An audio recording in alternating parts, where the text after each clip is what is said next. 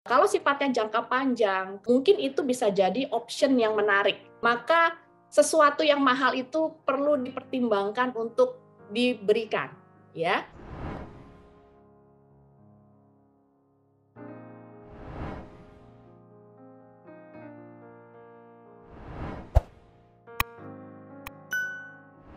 Ketika lingkungan pergaulan anak semakin luas, secara otomatis anak-anak juga pasti bisa membandingkan ya dengan teman-temannya. Mungkin dia melihat temannya punya banyak mainan, dia melihat teman-temannya itu banyak punya support system yang bisa membantu dia, sementara dia tidak. Nah, disinilah sebenarnya letak masalah ketika si anak akhirnya mengutarakan keinginan yang sama kepada orang tua karena dia ingin sama seperti temannya.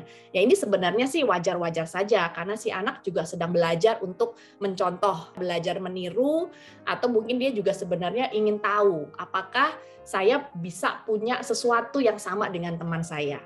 Nah, masalah itu muncul ketika si anak meminta kepada orang tua. Nah, orang tua apakah langsung mengabulkannya demikian atau orang tua justru malah menolak keinginannya. Nah, di sini sebenarnya letak belajarnya.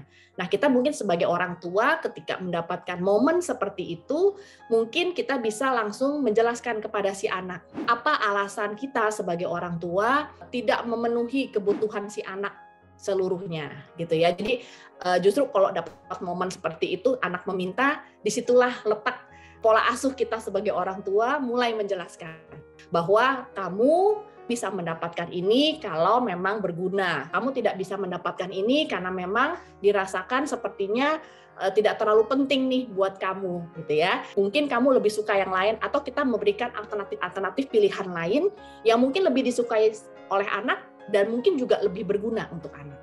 Kita sebagai orang tua perlu memahami dulu nih sebenarnya anak ini kebutuhannya apa sih? Apa yang dia sukai? Minat dia apa? Bakatnya dia di mana gitu ya. Sehingga ketika kita menolak atau kita tidak memenuhi keinginan si anak secara langsung, kita bisa langsung menawarkan pilihan-pilihan lain ya.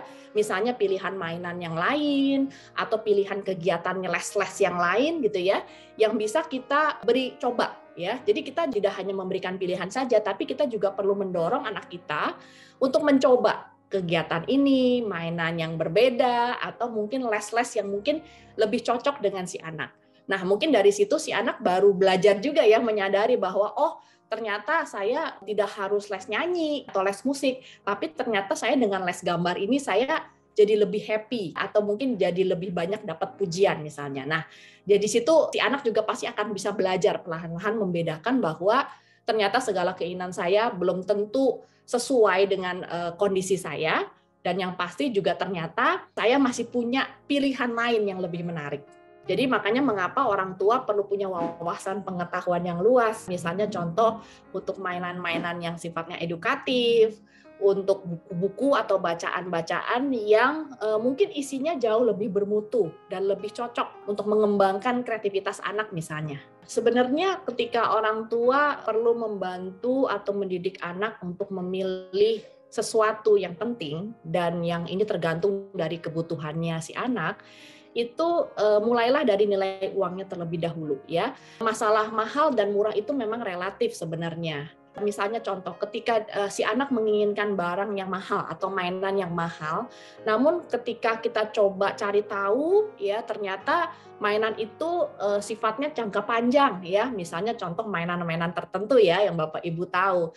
Kalau sifatnya jangka panjang, kalau memang ternyata nanti terpakai oleh adiknya atau saudaranya, mungkin itu bisa jadi option yang menarik. Mungkin itu bisa membantu dia juga untuk mengembangkan kreativitas, untuk bisa membantu atau menstimulasi kemampuan kognitifnya, fisiknya juga.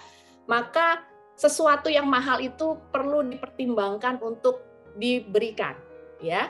Karena kadang-kadang masalah mahal tadi, mahal dan murah itu relatif gitu ya. Ada juga barang-barang yang murah, mainan yang murah, tetapi fungsinya atau manfaatnya tidak ada, kemudian juga jangka pendek saja, anak cepat bosan. Sebenarnya juga kan intinya adalah seberapa sering kita memenuhi keinginan si anak ya.